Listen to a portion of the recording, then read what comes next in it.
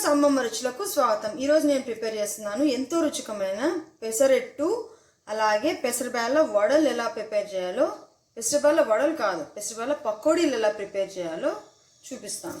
దానికోసం ముందుగా ఇలా చూసారా, ఈ గ్లాస్ ఫుల్ పెసరబ్యాళ్ళు వేసుకోండి. అలాగే ఈ గ్లాస్లో హాఫ్, కరెక్ట్గా ఈ గ్లాస్ హాఫ్ మెజర్మెంట్తో ఇడ్లీ రైస్ మార్కెట్లో దొరుకుతాయి. ఆ ఇడ్లీ రైస్ తెచ్చుకొని చూసారా, correct half glass measurement, half glass idli rice. ఇది ఇడ్లీ రైస్ని వేసుకొని ఈ రెండింటిని నానబెట్టుకోవాలి. 6 hours నానబెట్టుకోవాలి. దీన్ని వాటర్ వేసి నానబెట్టాక 6 hours నానేసాక ఇలా తయారవుతాయి అన్నమాట. 6 hours నానేసిన ఈ బ్యాళ్ళని, ఈ పెసరబ్యాళ్ళని ఇలాగే తీసి ఈ మిక్సీ జార్లో వేసుకోవాలి. వేసి మిక్సీ పట్టుకుందాం. పెసరపప్పుని, ఇడ్లీ రైస్ని ఇలా బాగా మిక్సీ పట్టుకొని పెట్టుకోవాలి. అలాగే ఇందులో 5 పచ్చిమిరపకాయలని చిన్న చిన్నగా కోసుకొని ఇందులో వేసుకోవాలి. అలాగే 1 చిన్న సైజ్ ఆనియన్ చిన్న చిన్నగా కట్ చేసుకొని ఇందులో వేసుకోవాలి. 1 teaspoon ఆఫ్ సాల్ట్, అలాగే చిటికెడు సోడా పొడి వేసుకొని, అలాగే కర్రీ లీవ్స్, కరివేపాకు తెలుసు కదా, ఆ కరివేపాకు చిన్న చిన్నగా కట్ చేసుకొని ఇందులో వేసుకోవాలి. ఇవన్నీ వేసి ఇలా స్పూన్తో బాగా కలుపుకోవాలి. ఇది దోశకు ప్రిపేర్ చేస్తున్నాం, అంటే పెసరట్టు కోసం బ్యాటర్ ప్రిపేర్ చేస్తున్నాం. ఇప్పుడు ఈ మిశ్రమాన్ని అంతా ఇప్పుడు మనం పెసరట్టు కోసము ఇంకో గిన్నెలో వేసుకుందాం. ఇప్పుడు పెసరట్టు వేసుకోవాలి కదా, కాబట్టి చిన్న గిన్నెలోకి మార్చుకొని కొంచెము ఇప్పుడు పెసరట్టు వేసుకోవాలి. ఈ గిన్నెలో ఇంకొంచెం వాటర్ కూడా వేసుకుందాం. లేకపోతే పెసరట్టు మందంగా వస్తుంది, రుచిగా ఉండదు. కొంచెం నీళ్ళగా ఉంటేనే మేలు. ఇలా ప్రిపేర్ చేసుకోవాలి పిండిని. ఇలా చేసుకున్నాక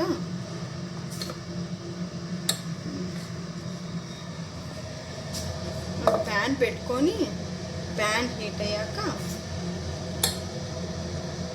కొంచెం ఆయిల్ వేసుకొని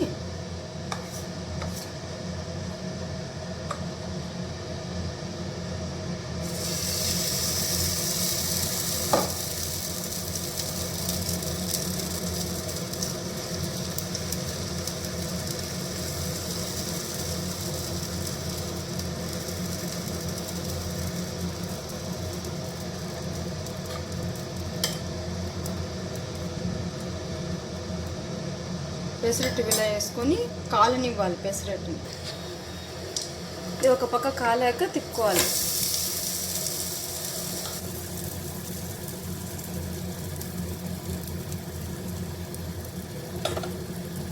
వన్ మినిట్ వేగాక తీసేసేయాలి.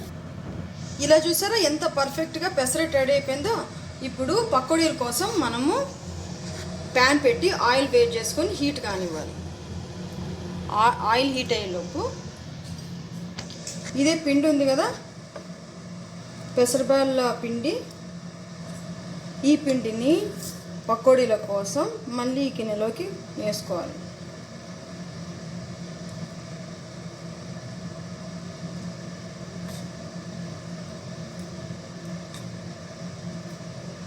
దీంట్లో ఇప్పుడు శనగపిండి వేసుకోవాలి.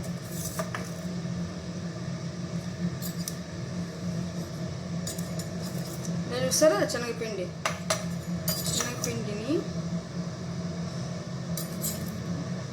2 స్పూన్స్ శనగపిండి వేసుకొని 2.5 స్పూన్ వేసుకొని పకోడీల పిండిలాగా బాగా కలుపుకోవాలి.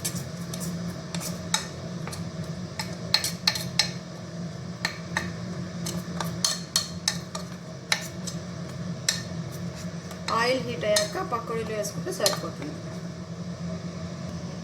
ఇప్పుడు పకోడీలు వేసుకుంటున్నాం కదా, ఇంకొంచెం ఆనియన్స్ కూడా వేసుకోవచ్చు దీంట్లో.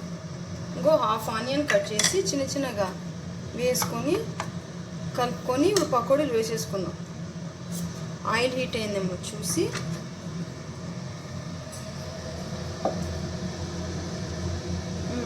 ఆయిల్ హీట్ అయింది.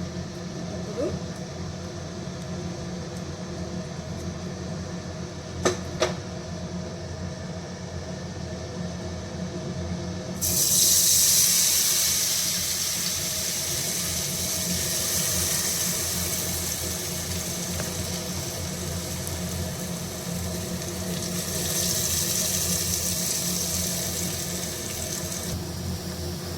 ఇవి ఇలా ఎర్రగా వేగాక ప్లేట్లో తీసేసుకోవాలి.